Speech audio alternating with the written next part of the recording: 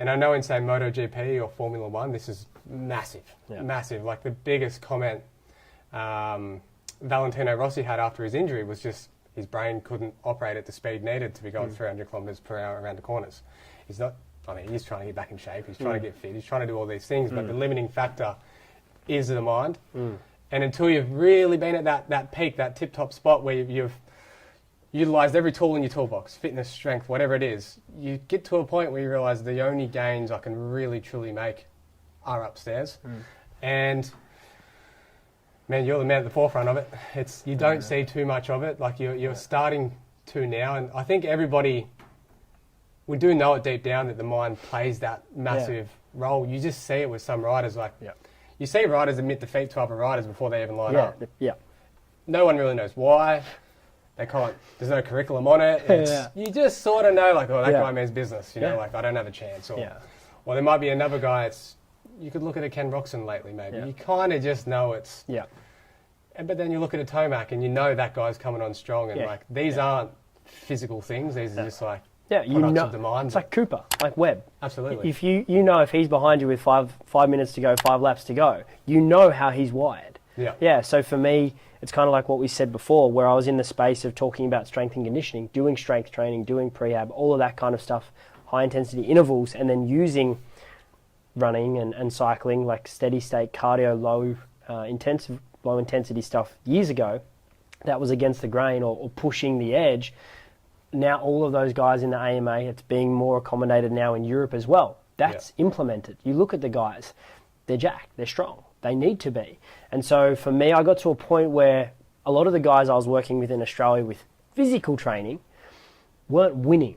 And I was like, metrics wise, these guys, because we had other athletes from different trainers come in and have time with me on the sunny coast, and we test. And I'm like, my guys are hauling their ass. Like my guys are smoking them in their strength, their mobility, in their VO2, their lactic testing, all of those kinds of things. But they're not winning. Like these guys are beating them on race day. And that's where I started to get this, like, it's mental. It's got to be. And I'd already been down the mindset path since I was 16, because I first heard like Eric Thomas when I was in high school, that like, if you want to succeed as bad as you want to breathe, then you'll be successful. And like, that was me.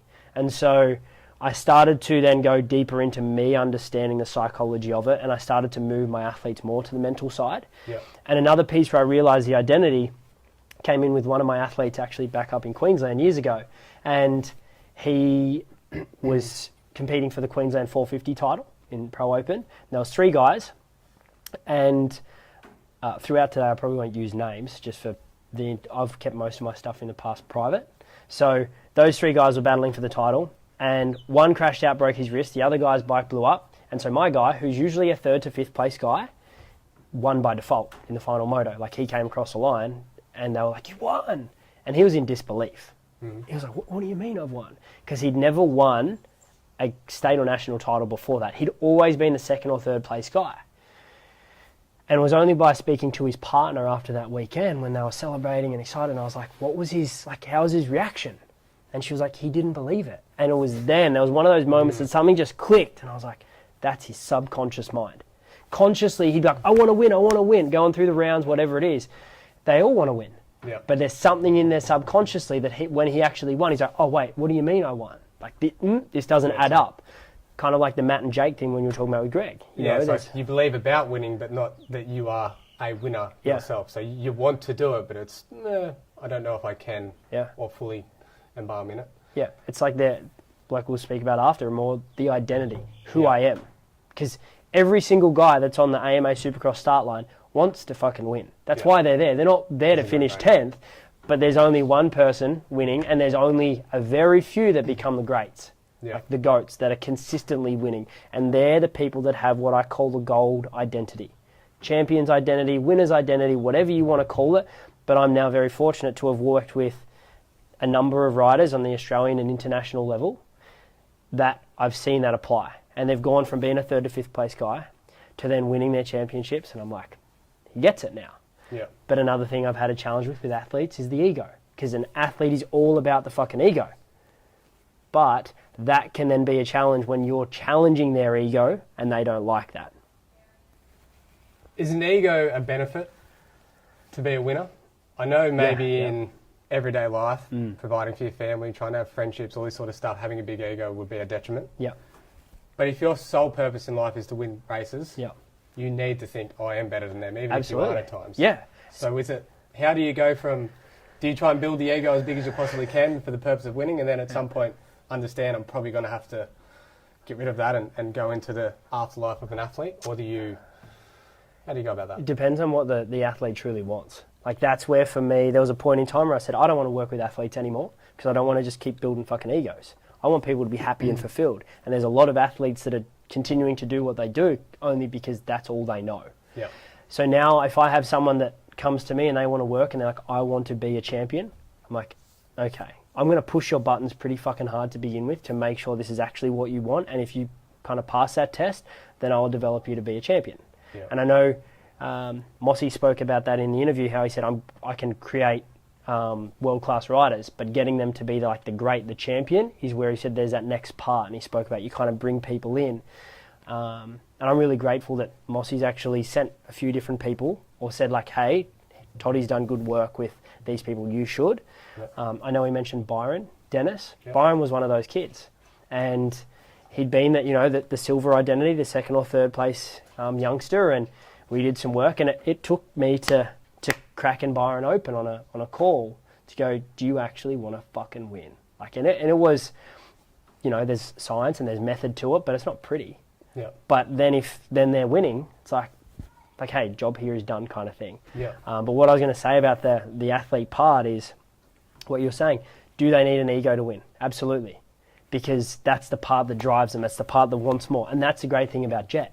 Yeah. As the example is, he's willing to say, I want to beat McGrath's record. Everyone's hating on him for it. But he's the one that has the audacity to say it, and he's the one most likely to win it. Because if you got 3 riders or 3 athletes, let's say they're going to train for the Olympics, and you got one that's training to qualify, one that's training to make the final, and one that's training to win. Who's most likely to win?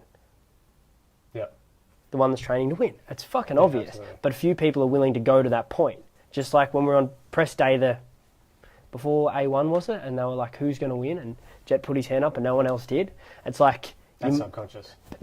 He was just like... And then the response that shows that it's authentic and real is that he's like, oh, no one else did. Like, puzzled why they don't. And that's it. But that's the kind of like the opposite side to the athlete in Queensland was he was confused when he won. Jet's confused when people aren't going to say, like, they're not going to win. Yeah. So to me, I look at the sport and go, in most mainstream sports where there's a lot of money and there's all of the programming that is kind of coming in moto, we're catching up. I'm going to say catching up. We're still catching up in the physical. We're a lot closer. Like, we've got the principles and the foundations, the pillars down. What most next happens in the mainstream sports is they move from the physical to the mental. Yeah. So I can see in motocross and supercross in the next 10 to... I'm going to say 12 years. I feel like it's closer to the 10 than the 15. Motocross focus, supercross focus, that space is going to move psychologically because it's going to get to a point where high-level scientific physical training is the basis for everyone. Yeah. And they've all got pretty epic bikes, which they already do. They then start to move into they've got the 1%ers they're playing with here, but if someone psychologically is like, I'm the fucking champion, you won't beat me, absolutely, then they're going to start needing to look at areas that have a 10% gap, which is where a lot of the guys have at the moment. And that's what excites me because it's kind of like getting to push that edge now and go, hey, more people in moto and supercross need to start looking at the mind. I just say, in essence, identity. Like, that's the answer. But even for people that are in business or people that are in everyday life, because it's still the thing that's holding people back from being the winner in whatever way they want to be. For sure, absolutely. Yeah, there's nobody that wins a motocross race because they were the strongest or because they were the fittest. It's just you must be on par with everybody else. Yeah. And then if you have the identity and the mindset and the skill and the technique, you can up yourself from there.